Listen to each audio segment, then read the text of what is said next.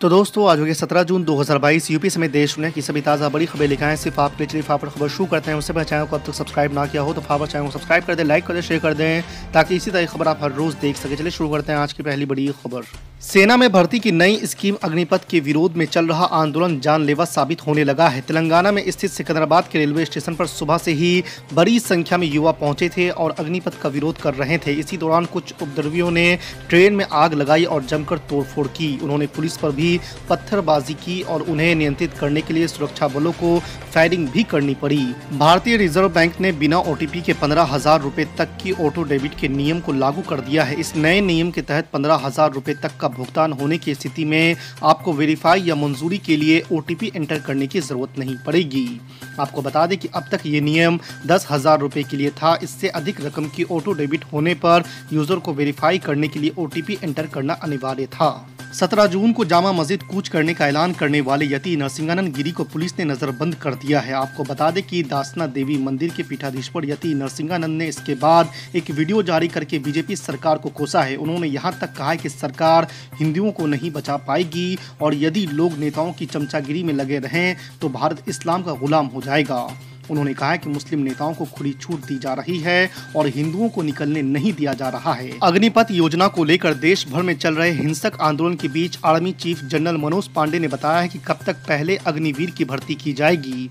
उन्होंने कहा है कि अगले 2 दिनों में इसके लिए नोटिफिकेशन जारी कर दिया जाएगा।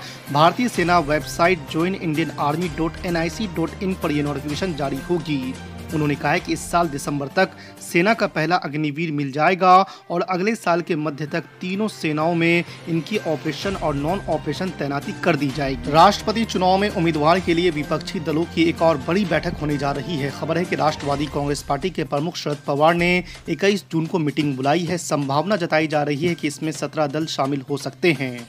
आपको बता दें कि इससे पहले पश्चिम बंगाल की मुख्यमंत्री ममता बनर्जी ने भी उम्मीदवार के नाम पर विपक्षी पार्टियों के साथ मंथन किया था। बसपा सुप्रीमो मायावती ने स्विट्जरलैंड बैंक में देश के धन्ना सेठों के जमा पैसों पर सरकार को आड़े हाथों लिया। उन्होंने शुक्रवार को ट्वीट कर कहा है कि भारतीय पूंजीपतियों और धन्ना सेठों की स्विट्जरलैंड के बैंकों में जमा धन 14 वर्ष के रिकॉर्ड स्तर पर 3.83 बिलियन फ्रेंच पहुँचने की खबर चर्चाओं में है, जिस पर गरीबी, महंगाई और बेरोजगारी आदि के अभूतपूर्व संकट से जूझ रहे देश के लोग समझ नहीं पा रहे हैं कि वो खुश हों या फिर दुखी हों।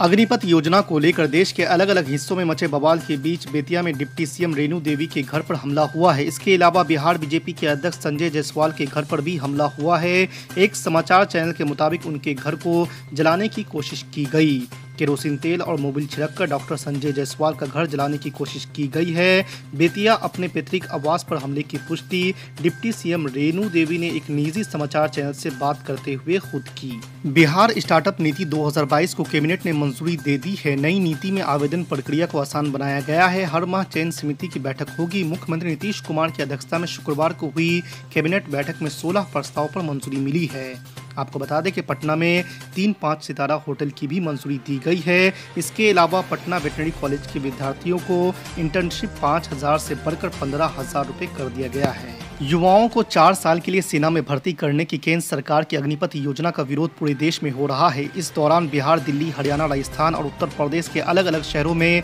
अभ्यर्थी भारी संख्या में विरोध कर रहे हैं। इस बीच एमआईएम प्रमुख असदुद्दीन ओवैसी ने भी प्रधानमंत्री नरेंद्र मोदी पर तंज कसा है। आपको बता दें कि एमआईएम प्रमुख ने अपने सोशल मीडिया हैंडल के जरिए नरेंद्र मोदी सरकार पर तंज कसते हुए कमेंट किया है। नरेंद्र मोदी, आपकी तपस्या में फिर से कमी रह गई। टीवी पर वापस आइए और इस टीओडी भर्ती स्कीम को जल्दी वापस लीजिए। देश की अर्थव्यवस्था, सामाजिक सद्भाव और कृषि व्यवस्था को बर्बाद करने के बाद अब कम से कम फौज पर रहम कीजिए, ऐसा असदुद्दीन ओवैसी का कहना है। और फिर तशद्दुद, वायलेंस के मैं खिलाफ हूं। बताओ, झारखंड में 2 मुस्लिम बच्चों को गोली मार दी गई। पुलिस ने मुदस्सर को, जो इस्लाम नगर का है, साहिल को, जो चिश्तिया नगर का है, ये बच्चे शहीद हो गए, मर गए, कत्ल कर दिया गया। सर पे गोली मार दी साहिल के। ये बच्चों को गोली मारेंगे आप?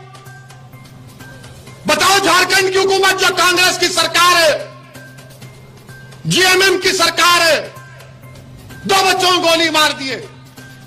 अफसर आलम एक बच्चा है, 6 गोलियां उसको मारी गई। 4 निकाली गई 2 गोलियां उसके जिस्म में। और वो साहिल की मां क्या कह रही है, मैं वीडियो देखा, वो कह रही कि रसूलुल्लाह सल्लल्लाहु अलैहि वसल्लम के लिए मेरे बेटे ने अपनी जान को कुर्बान कर दिया। नहीं, तुम थाली नहीं मारोगे। सोचो थोड़ी देर के लिए, तुम्हारा भाई था, तुम्हारा बेटा था, क्या करोगे तुम? क्या हम अपने बेटों को इसलिए पैदा करते हैं कि जान दे दें? क्या हमारी जान की कीमत नहीं है? तो उस बच्चे के, उसके मां को हक हासिल नहीं था कि उसके ज़ईफ़ी का सहारा बने? ये मेरी राय है। इसको बोलते हैं भड़काऊ भाषण दिया। 2 बच्चे मर गए, गोलियां मार दिया आपने। ये नहीं होता था अगर देश के प्रधानमंत्री एक्शन ले लेते। मैं वायलेंस को कंडेम करता हूं, प्रोटेस्ट होना चाहिए, मगर संविधान के दायरे में होकर रहना चाहिए। प्रोटेस्ट करना हमारा बुनियादी हक है, फंडामेंटल राइट है, मगर अमन के साथ। यहां पर 2 बच्चे चले गए, प्रयागराज में लोगों ने प्रोटेस्ट किया, तो आपने आफरीन फातिमा के घर को तोड़ दिया, पूरे घर को तोड़ दिया। क्या कहा उत्तर प्रदेश की सरकार ने कि इसका बाप और यह जिम्मेदार है? क्या कोर्ट किस लिए है? फिर बताओ आप, अदालत किस लिए है? जज किस लिए है? पुलिस किस लिए है? अगर तुम तय कर लोगे 15 दिन से नुपुर शर्मा गिरफ्तार नहीं होती और हमारे खिलाफ जजमेंट दे दिया जाता है कि तुम मेन आदमी हो, तुम्हारे घर को तोड़ दिया जाएगा। और घर को तोड़ रहे हैं। और ये मीडिया के लोग, जो इंग्लिश चैनल है न्यूज 18, वो क्या कहता है? वो क्या कहता है कि आफरीन फातिमा के घर से, आफरीन फातिमा के घर से एक पोस्टर निकला। पोस्टर पर वो रिपोर्टर दिखा रहा है, अंग्रेजी में लिखा है, When injustice becomes law, rebellion becomes a duty। उसका माने यह है कि जब नाइंसाफी एक कानून बन जाता है तो उसके खिलाफ एहतजाज करना सबकी जिम्मेदारी बनती है। यह थॉमस जेफरसन अमेरिका का सदर ने कहा था। और ये रिपोर्टर का, इसके घर से ये निकला, ये निकला। क्या कोई बम बनाने का सीक्रेट निकला? क्या कोका कोला का फार्मूला निकला?